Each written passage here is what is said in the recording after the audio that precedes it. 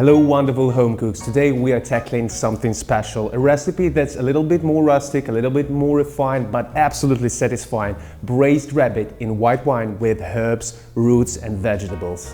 Don't be intimidated, cooking rabbit is easier than you think. It's tender, flavorful and perfect lean meat for a cozy comforting meal. Trust me, once you try this, you'll wonder why rabbit isn't on the menu more often. So let's get started, but before, be sure you are subscribed. So rabbit has been a staple in European cuisines for centuries for its lean texture and gamey flavor, and it's super lean, so the trick here is to cook it very slowly. That's why we'll be braising him today in white wine with wonderful herbs, root vegetables, our autumn fall heroes. And if you never cooked rabbit, you can think of it as of chicken. So you can remove the inner parts like liver, heart. You can put a wonderful stock out of it, or you can cook it with our wonderful recipes and leave it inside. So you'll grab a whole rabbit about 1.5 kilograms up to 3 pounds. If it's not already butchered, you can ask your butcher to quarter it for you, or you can do it at home just like you would a chicken. Now start seasoning your rabbit with salt. You can use any salt you like. I take sea salt, take black pepper, white pepper or chili pepper. You can also take some paprika, turmeric for color, garlic powder or onion powder. I'll grab just a bit of garlic powder, not to overpower the roots, and some paprika for coloring. So the key is to massage all the seasonings gently so the rabbit be seasoned inside out. This is key to flavorful meal. And of course, you can always stick to basics, just salt and pepper, and that's it. Heat up a large heavy bottom pot or Dutch oven of a medium-high heat. Add 2 tablespoons of olive oil or 2 tablespoons of butter. Once it's hot, place the rabbit pieces in the pan and brown them on all sides. This should take about 4 or 5 minutes per side. Don't overcrowd the pan, brown the rabbit in batches if necessary. Now browning the rabbit adds so much depth of flavor. It really transforms the taste, but we are not cooking it through. Just 3 to 5 minutes each side, and once it's ready, set aside.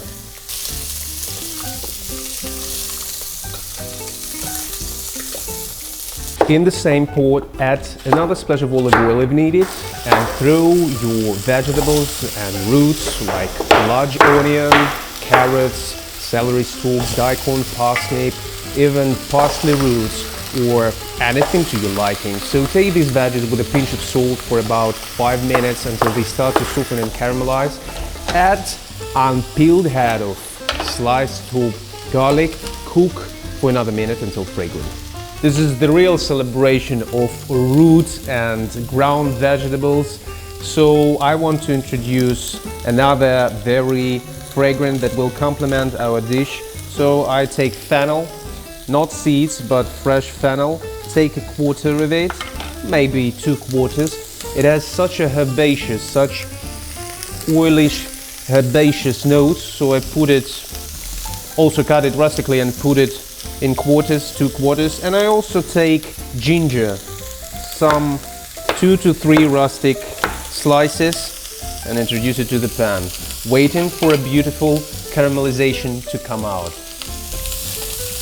For this time, you should better bring the rabbit parts back to the pot, and this is where the magic starts to happening.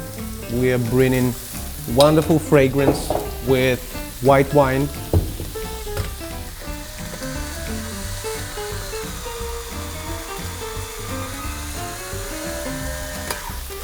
You should bring somewhere around 1.5 and 2 cups of white wine.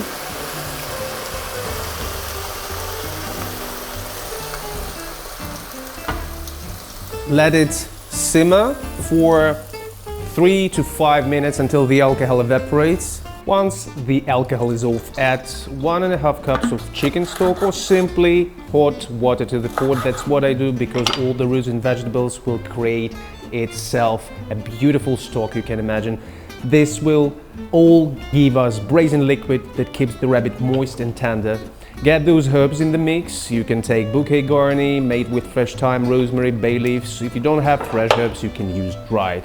Now, for an extra pop of color and extra zing, you can always introduce some zest of any citrus. You can take lemon, you can take lime, you can even take orange, but I'll use the combination of all the mentioned. This will bring us with wonderful ether oil fragrance right in seconds.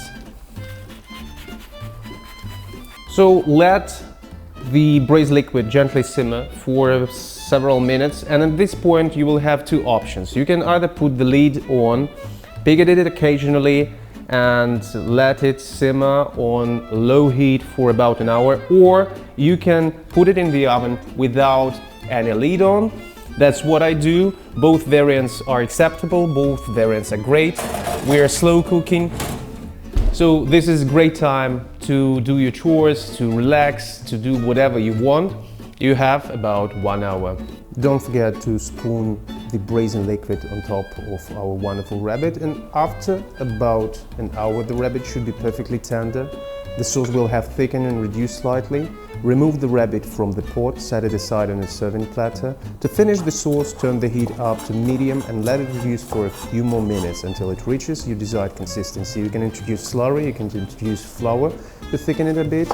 If you want that rich, glossy finish, you'd better do it. Sprinkle some freshly chopped parsley and squeeze of lemon juice to brighten the flavors.